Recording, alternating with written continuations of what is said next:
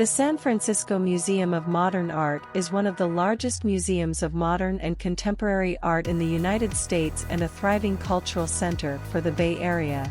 The extensive collection includes over 50,000 works of painting, sculpture, photography, architecture, design, and media arts. Hi, my name's Hayley. I work here at SFMOMA. Today we're standing in the atrium and you can see Barbara Stauffacher-Solomon's work, large-scale mural behind me, and we'll be exploring SFMOMA today. So the living wall was put together and designed by a company called Habitat for Culture, and they do living walls all over the nation, and our living wall in particular has, I believe it's over 70 species of native Bay Area plants on it, and they all do well in shade because the wall is primarily shaded. And they come actually every Wednesday morning and go in, they'll put bugs in the wall to kind of naturally maintain it. They'll take out plants, they'll put plants in that are doing really well. So on a weekly basis, they're here kind of updating the wall. Our primary permanent collection is from the Fishers. Some of the work is here on floor 2 and kind of our bread and butter galleries. They're really what we're known for, this collection on floor 2. And then they also have, we have some works in their collection on display on floor 4 and on floor 5. And actually on floor 5 right now, we have an exhibition titled After Images, works in the Fisher collection. And that whole floor and all those galleries are filled with Fisher collection works. And that kind of ranges from works by Andy Warhol, Felix Gonzalez-Torres. There's just a wide array of works in their collection that we currently have on view. We have a very extensive photography collection. On floor 3, actually right up here, we currently have 2 photography shows with works on view in our collection. One being Sea Change, which is all collection works, just kind of focused on change, whether that be environmental changes or pop culture changes. It just kind of explores change in our world in the current state. And then our other collection that is on view right now is titled Kinship, where we commissioned a variety of artists to create works that are primarily centered on connection. So photography showing connection to the environment, connection with each other. But yes, our photography collection is very, very extensive, and yeah, it knows no leaps or bounds, so it's really wonderful. Actually, this is a Bay Area Walls commission here, this Barbara Stauffacher-Solomon commission. She's an artist located up in the North Bay, and she did some work on the Sea Ranch property. I think it was back in the 80s, and so we commissioned her to put together this Bay Area Walls installation. And our Bay Area Walls program essentially is a program where we commission local Bay Area artists to produce a mural for us here in the museum. So currently on view, we have Sadie Barnett's mural on floor 5, and she's an artist based in Oakland. And then, yeah, we have just a few more scattered throughout the museum, and they're really wonderful, and we kind of just give them all the creative freedom and liberty to kind of just take a space in the museum and make it their own and tell their story. It's Pan-American Unity. It was created by Diego Rivera at the World's Fair back in, I think it was 1930, if I remember that correctly, where he came to the Bay Area, and on actually Treasure Island, he painted the mural live in front of a local audience, and it's here now in our museum, and it was certainly an undertaking to get it here. It's kind of comprised of about 10 different panels, and they all kind of fit together, and you know, we've done a lot of conservation work on the mural, and yeah, it's breathtaking. Actually, down on our basement level floor, our archives and our library is housed, and so essentially our library and archives just includes anything from artist materials to you know, memorabilia, pamphlets, you know, old old museum archives from back when we were located in the Civic Center at the War Memorial location. We have a whole bunch of archival photographs of our founding board groups, et cetera, but I think it's really interesting and fun that we have so many physical materials and items from artists who have come here. You can see a bit of a collection from our library and archives on floor 5. We have it's kind of like a lounge area, an interactive lounge gallery, and we have kind of pieces from our library and archives under glass there. So you can take a look, and they switch that out all the time. So there's constantly more materials from those archives coming out. For example, when we had a Joan Mitchell exhibition a while back, all of her paintbrushes, old paints, tools, etc., live in this massive tower, and they, frequently study these materials, organize the materials.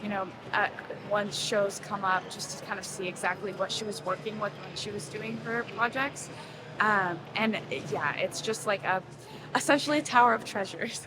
I definitely recommend also something we didn't touch on was our German art gallery on floor 6. Just a wonderful, extensive collection. We have a lot of Gerhard Richter works on view, some Candice Breitz photography.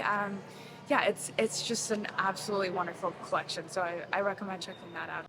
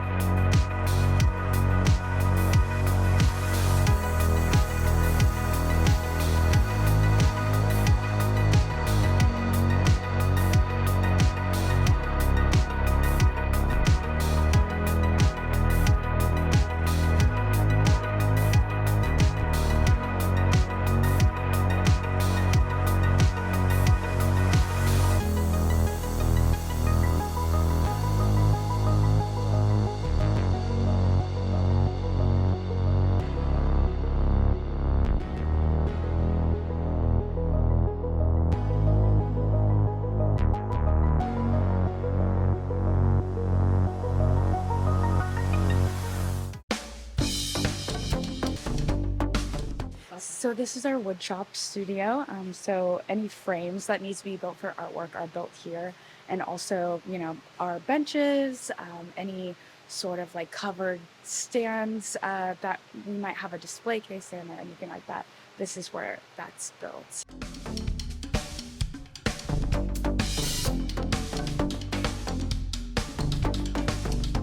So there's actually an elevator in our store offices that goes directly up to our store in the museum, so they can move product, and they house all of our, like we have a big warehouse this direction that just houses all extra product and whatnot. So this is kind of like where the magic happens. As you can see, there's some like socks out right now.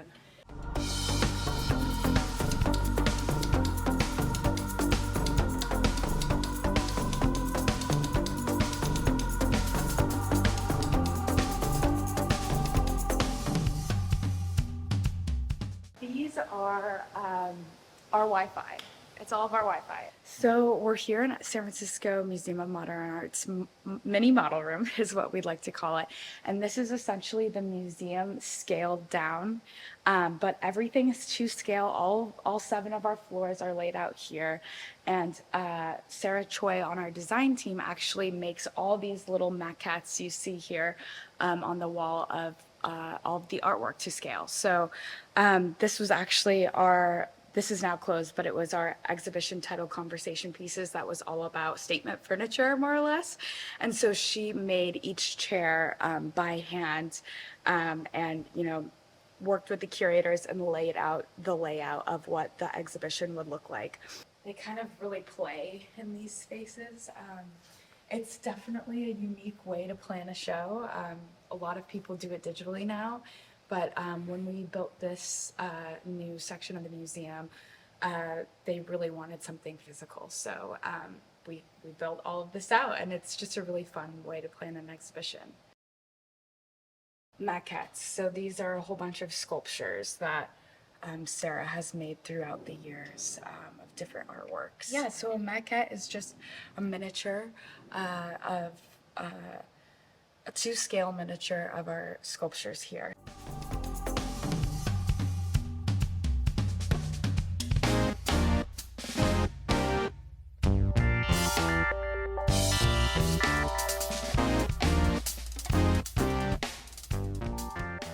We do outside research visits by appointment. We're a small staff. There's 2 of us here today. There's 4 of us all together.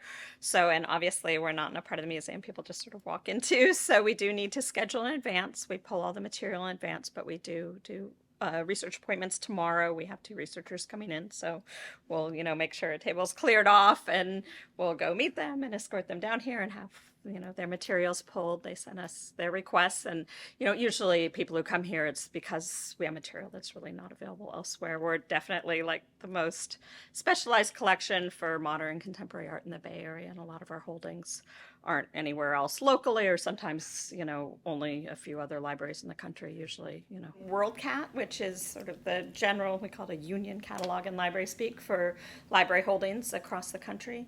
And our version of it, our catalog, is online if you just search SFMOMA library. But we're also always happy to, guide people doing, sometimes people are researching a specific artist. A lot of times they come to us because they find out the artist exhibited at SFMOMA at some point, and then we're happy to help guide them. Our staff members check out books. In fact, our curatorial staff is our main users. We're primarily a staff library.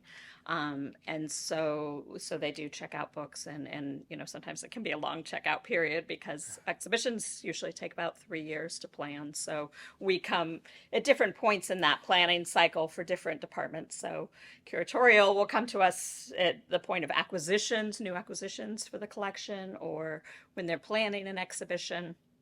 Then books come back to us, when a publication's being planned, then our publications team may come to us.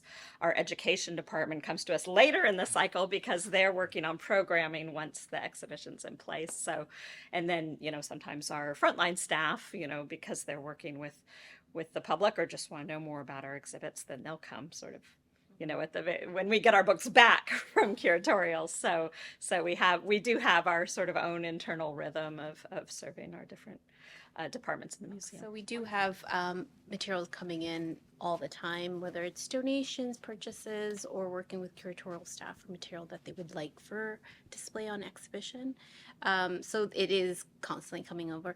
And then also we do have a backlog, which means material that just are waiting to be uploaded into our systems. We can collect more broadly and more inclusively, and we really want to collect ahead of the museum also, because when we do a retrospective, like, a number of years ago, we had an Olafur Eliasson retrospective, and that was really popular, wonderful exhibit. But we wanted to have those publications from his shows in Iceland early in his career to research that show. So where would you get those? 15 years out, you really couldn't, and so that serves us well to collect constantly ahead of the museum. And sometimes we're very different. I've worked at the public library. We're just doing weeding all the time and trying to get space, and we need space here too, but we can have a book sit on the shelf for 30 years and no one checks it out, and then it's exactly the book we want, and it may end up in the galleries. What we have here is the core book collection, and then we have sort of core titles for, we say, periodicals and libraries, for magazines. We have just a few core titles and then our current subscriptions, but we say over 1,200, but we've been saying that the whole time been here. I would say more like 1,500 different periodical titles, and most of those are at the Collection Center. Another real strength of our collections, which is very different from many collections, is we collect ephemera files. So we have vertical files, they're called, for different artists, over 50,000 artists, and then also galleries and museums around the world. So those files are mostly stored off-site. So this is a subset of our organization files. We have the Northern California gallery files. We've been collecting these for a very long time, but Sandy recently worked with some interns to get these all processed. So these are files we've collected on different Bay Area organizations. Our researchers tomorrow are coming specifically to look at some of these files. This is the Berggruen Gallery. So you see we have five folders for the Berggruen Gallery. Some galleries, we may just have one small folder with one or two things, but that may be all that really is known about that gallery. Batman Gallery was a really important gallery in San Francisco.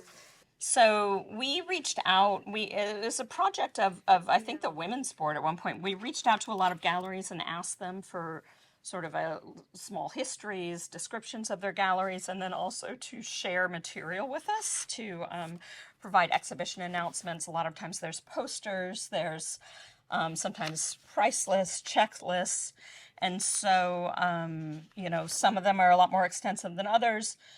We added to them over time. So there's clippings, just think of, before the internet, how did you track an artist or a gallery? There was no website. Our curators, in fact, the Joan Brown show was a great use of these collections. There was a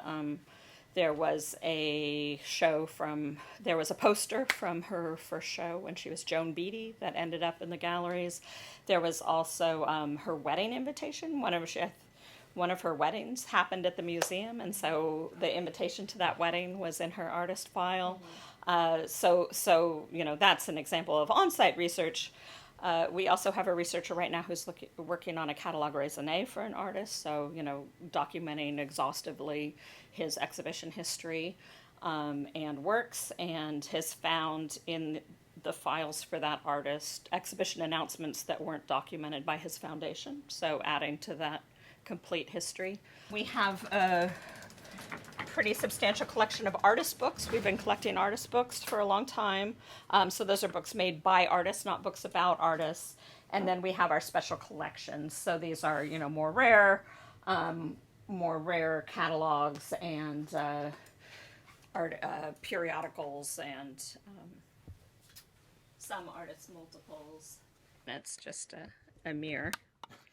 In her artist file, I recently found this, which is the original, sort of ad for it from when we got this box.